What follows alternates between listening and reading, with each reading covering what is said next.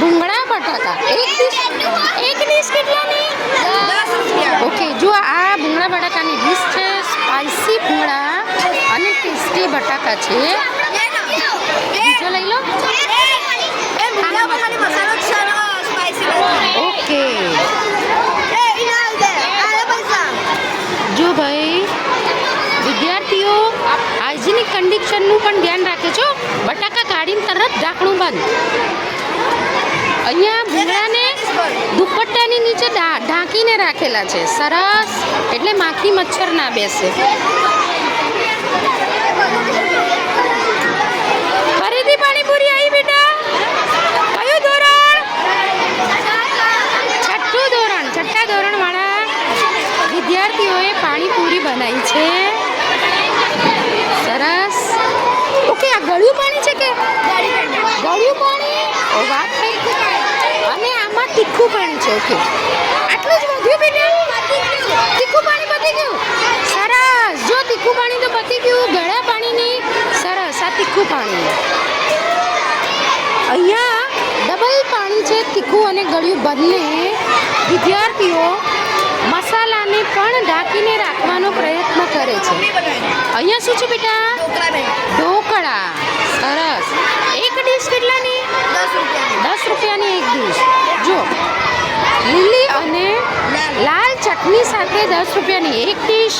વિદ્યાર્થીઓ સરસ રીતે બિઝનેસ સ્કિલ ડેવલપ કરી રહ્યા છે. ભેળ.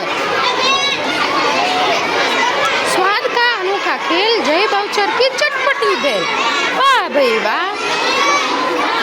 બધા વિદ્યાર્થીઓએ પોતપોતાના સ્ટોર માટે કંઈક ને કંઈક સ્લોગન નક્કી કરેલા છે. એટલે એમને ખબર છે કે ભાઈ અમારે અમારી વસ્તુ વેચવી છે તો બ્રાન્ડ નેમ, બ્રાન્ડ ટેગ કંઈક હોવું જોઈએ. સરસ.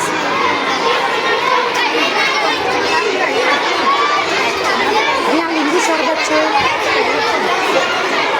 આ શું છે બેટા? શરબત. શેનું?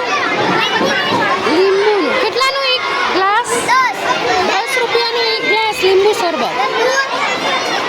ઉનાળામાં કરવા જેવો ધંધો. 10 રૂપિયાનો એક લીંબુ શરબતનો ગ્લાસ. મમરા. અરે વાહ ભાઈ, જો ભાઈ નવું શીખવા મળ્યું. વઘારેલા મમરાનો ધંધો પણ થાય. 5 રૂપિયાની એક ડીશ વઘારેલા મમરા. સરસ. અહીંયા છે લીંબુ શરબત, 10 રૂપિયાનો એક ગ્લાસ. આ બધી વસ્તુ ટેસ્ટ કરીએ તો ખબર પડે કે કોની વધારે ટેસ્ટી છે. ઓહો, અહીંયા છે ચણાચોર ગરમ, એક ડીશના 10 રૂપિયા. અને આ બધા જ 5મા ધોરણના વિદ્યાર્થીઓ છે. 5મા ધોરણમાં પણ વિદ્યાર્થીઓને વોકેશનલ ટ્રેનિંગ આપવાની કોશિશ થઈ રહી છે. સરસ. ધંધો થાય છે. ઓહો, હા ભાઈ, ધંધો તો થયો. દેખાય છે, દેખાય છે. સરસ. એમને સપોર્ટ કરતા શિક્ષકો પાછળ બેઠા છે, દેખાય છે. એટલે 5મા ધોરણના શિક્ષકોએ વિદ્યાર્થીઓને જે તે ડિશ બનાવવા માટે કંઈક ટ્રિક્સ, કંઈક ટિપ્સ આપી હશે.